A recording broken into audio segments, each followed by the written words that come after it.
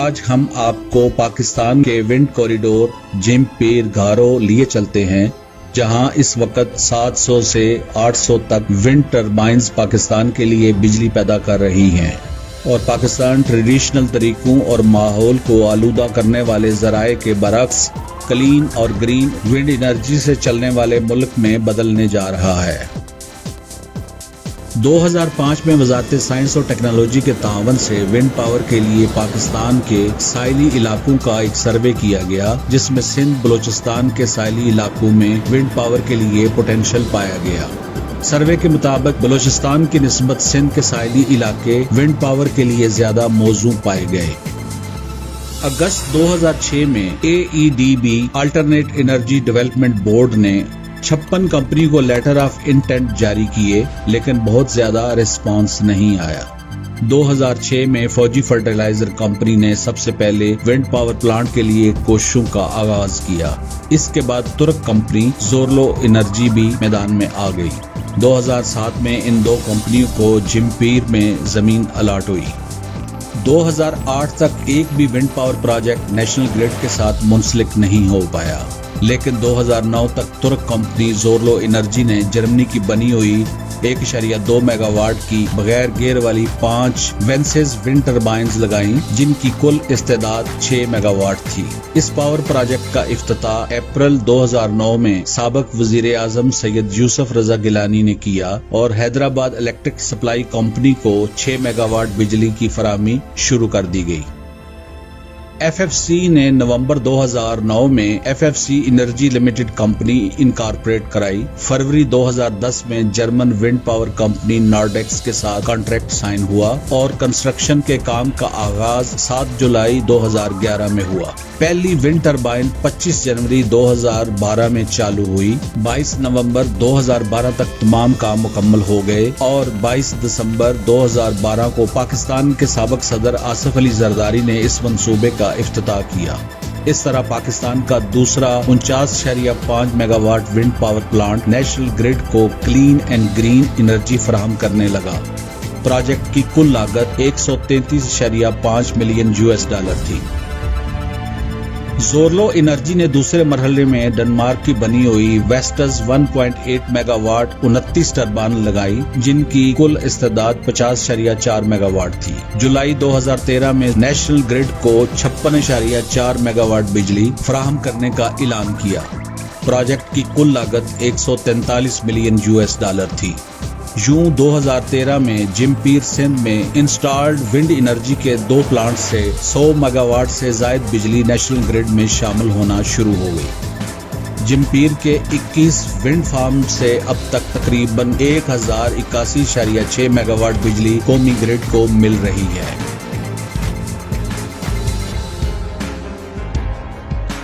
جم پیر صوبہ سندھ میں ضلع ٹھٹھہ کا ایک قصبہ ہے، جو کینجر جھیل کے مغربی کنارے آباد ہے۔ یہاں سے جنوب میں M9 موٹر وے پر واقع نوری آباد تک، اور شمال مشرق میں حیدرآباد سے جنوب مغرب میں گارو تک صحرائی علاقہ ونڈ پاورز کے لیے آئیڈیل قرار دیا گیا۔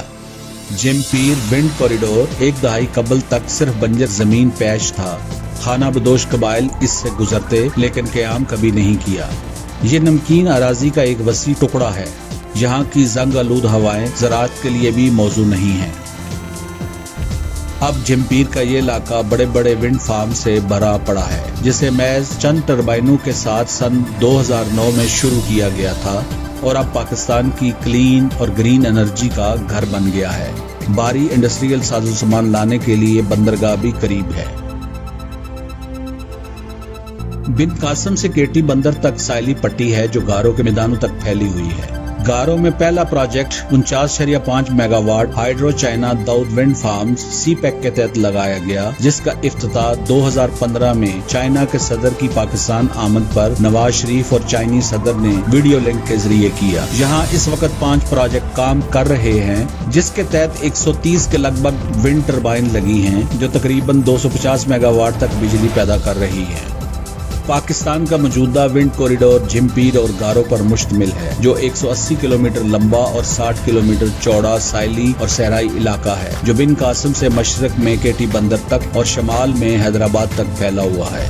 गारो जिम्पीर कॉरिडोर का 9,700 किलोमीटर एरिया हवा से 43,000 मेगावाट बिजली पैदा करने के लिए इंतहाई साजगार है।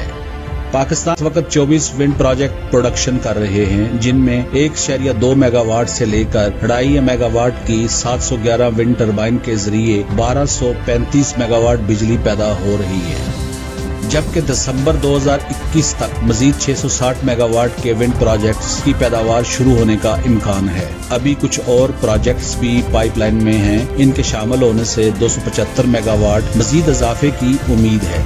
कुल मिला के 2150 मेगावाट का कौमी ग्रिड में शामिल होने का इम्कान है। पाकिस्तान के इन पसमानदा इलाकों में विंड फार्म्स इस मुल्क की तवानाई की जरूरियात को पूरा करने के लिए सिर्फ बिजली ही पैदा नहीं कर रहे, बल्कि कई किलोमीटर दूर दूर तक कम्युनिटीज में रहने वाले खानदानों के लिए भी तरक्की के नए मौके पैदा कर रहे हैं। पहले यहाँ पे तो कुछ नहीं होता था, पानी पानी होता था, यहाँ समंदर था, तो जो मछेरे आते थे या कुछ वगैरह उनको भी तकलीफें होती थी, क्या कि रास्ता नहीं था अंदर आने के लिए, बाहर ही खड़े होते थे। और इस कंपनी की वजह से वो कोस्टल हाईवे भी बन गया है जो केटी बंदर तक जा रहा है अभी, उससे हमें बहुत फ़ायदा हुआ है और हमें इधर रोजगार भी मिल गया है। ये जो प्रोजेक्ट खुला है अभी इस रोड से हमें बहुत सारा फ़ायदा हुआ है, बहुत सारा। जहाँ पे हमें 5 से 10 घंटे, 6 घंटे, 7 घंटे लगते थे, अभी हम 2 घंटे में वहाँ पहुँच जाते हैं। पहले माल मर जाता था, रास्ता कच्चा था, पानी की समंदर की चढ़ती थी, ज़मीन गीली हो जाती थी, गाड़ियाँ फंस जाती थी, फिर ट्रैक्टर वगैरह से निकालते थे। अभी वो सिस्टम नहीं है। लॉस होता था, अभी इतना लॉस नहीं है। अभी जो है इतना हमारे बच्चे जो मेहनत कर रहे हैं रात दिन, बच्चों का रोजगार हमारा चल रहा है। पहले तो बहुत अंधेरा था, अभी रोशनी में बैठे। तो पहले तो सर बहुत लोड शेडिंग होती थी, तकरीबन 20-20 घंटे, कभी 2-2 दिन भी लोड शेडिंग होती थी। फिर जो है इधर हमारे यहाँ चाइना फैक्ट्री लगी विंड पावर वाली, लेकिन जब से ये सीपेक दाऊद प्रोग्राम लगा है तो अब लोड शेडिंग नहीं है। अभी माशाल्लाह देखो 24 घंटे हमारे पास लाइट चलती है। अब जो लगा है दाऊद पावर से हमारे गाँव को बहुत फ़ायदा हुआ है, रोशनी और सुझाई बहुत आई है। जब ये सीपेक लगा है दाऊद पावर तो तकरीबन लोग हमारे गांव के सारे रोजगार के। जदीद विंड मिल 16वीं सदी के आखिर में वजूद में आई। ये एक टावर, 3 ब्लेड्स और एक टरबाइन पर मुश्तमिल होती है। विंड मिल साल के 365 दिन और 24 घंटे चल सकती है और तकरीबन 30 साल तक कारआमद होती है। बिजली की पैदावार के लिए विंड मिल को औसतन 8 से 10 मील फी घंटा हवा की रफ्तार दरकार होती है।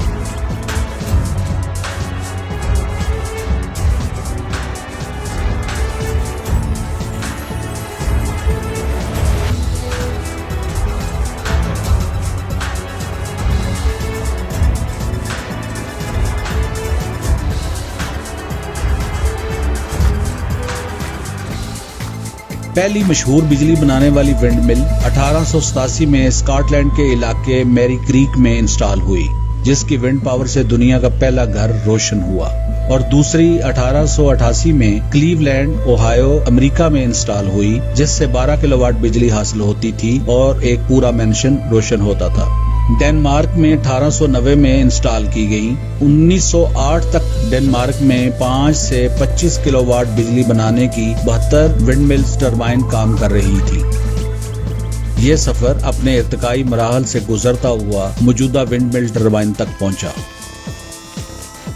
मॉडर्न विंड टरबाइन्स का दौर 1979 में शुरू हुआ। डेनमार्क की कंपनियों ने कमर्शियल पैमाने पर विंड टरबाइन्स बनाना शुरू की, जिनकी कैपेसिटी 20 से 25 किलोवाट थी और जो आज के मुकाबले में कुछ भी नहीं। इस दौर के बाद टरबाइन्स के साइज और बिजली बनाने की इस्तेदाद में इजाफा होता रहा। बहुत सारे ममालिक में विंड टरबाइन्स की प्रोडक्शन शुरू हो गई, यहाँ तक कि 2007 में जर्मन कंपनी एनरकॉन ने एनरकॉन 126E विंड टरबाइन बनाई, जिसकी कैपेसिटी 7.58 मेगावाट थी। 2014 में डेनमार्क की वेस्टास V1648 8 मेगावाट ने इसे पीछे छोड़ दिया, जिसकी कैपेसिटी 8 मेगावाट थी। 2018 में वेस्टस ने 10 मेगावाट कैपेसिटी की टरबाइन मुतारफ करा दी थी। 2019 में जनरल इलेक्ट्रिक ने 12 megawatt GE halide prototype Rotterdam में इंस्टॉल की थी, जिसने 2020 में कमर्शियल सर्टिफिकेट हासिल कर लिया था और जो अब तक दुनिया की सबसे बड़ी ऑफशोर विंड टरबाइन काम कर रही है। सीमेन गामसा इसी साल यानी 2021 में 14 मेगावाट SG14222 विंड टरबाइंस का प्रोटोटाइप इंस्टॉल कर रहा है और ये 2024 तक कमर्शियली दस्तयाब होगी, जिसमें 108 मीटर लंबाई के ब्लेड इस्तेमाल होंगे। और अब 11 फरवरी 2021 में वेस्टर्स ने दुनिया की सबसे बड़ी 15 मेगावाट की V236 विंड टरबाइन मुतारफ करा दी है, जिसकी प्रोटोटाइप टरबाइन मुतवक्का तौर पर 2022 में लग जाएगी और सीरियल प्रोडक्शन 2024 तक शुरू हो जाएगी। इस टरबाइन के रोटर साइज 236 मीटर और एक ब्लेड की लंबाई 115.5 मीटर होगी, जिसकी वजह से विंड टरबाइन की टोटल ऊंचाई 261 मीटर तक हो जाएगी।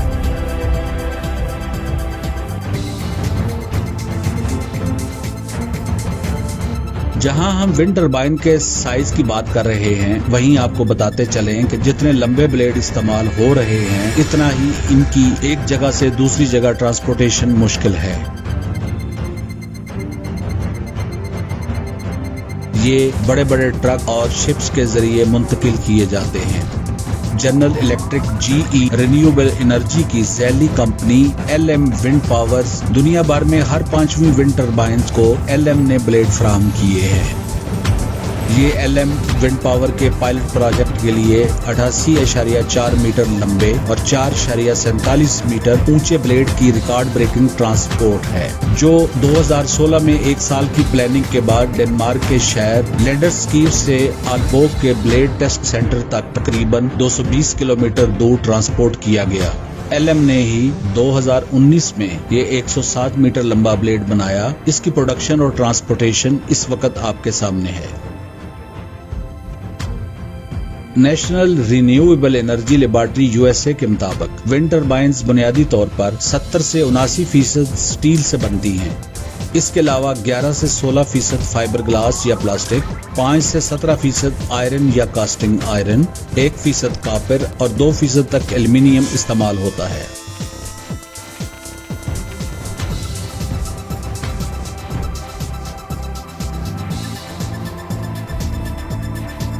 दुनिया भर में विंड टरबाइंस की इंस्टॉलेशन भी एक चैलेंजिंग जॉब है। बहुत सारी कंपनीज और कई तरह की क्रेन्स दस्तयाब हैं जो ऑफशोर और ऑनशोर इंस्टॉलेशन करती हैं।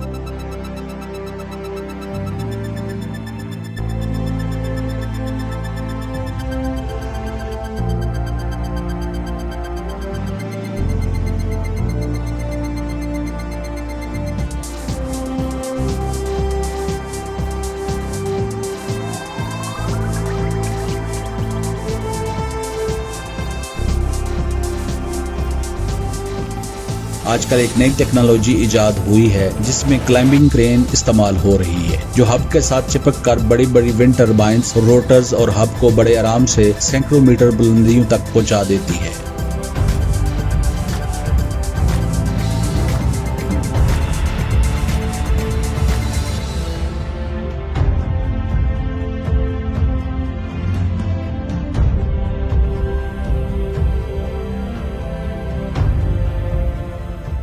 दुनिया के 70 से जायद ममालिक इस वक्त हवा से 743 गीगावाट बिजली पैदा कर रहे हैं। पाकिस्तान 33वें नंबर पर है।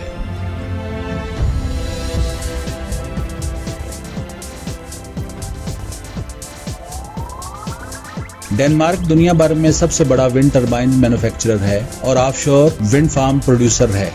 डेनमार्क ने एक दफा फिर पहल करते हुए अपने शिमाली समुद्री पानियों में विंड फार्म के लिए एक मसनूई जजीरा बनाने का ऐलान 4 मई 2021 को किया। डेनमार्क के शिमाली साहिल समुद्र से 80 किलोमीटर दूर ये विंड फार्म तामीर किया जाएगा, जिसमें 260 मीटर ऊंची 600 विंड टरबाइंस नस्ब की जाएंगी, जो तकरीबन 1 करोड़ घरों की बिजली की जरूरियात पूरा करेगा। ये दुनिया को ग्रीन एनर्जी की तरफ ले जाने के लिए बहुत बड़ा इक़दाम है।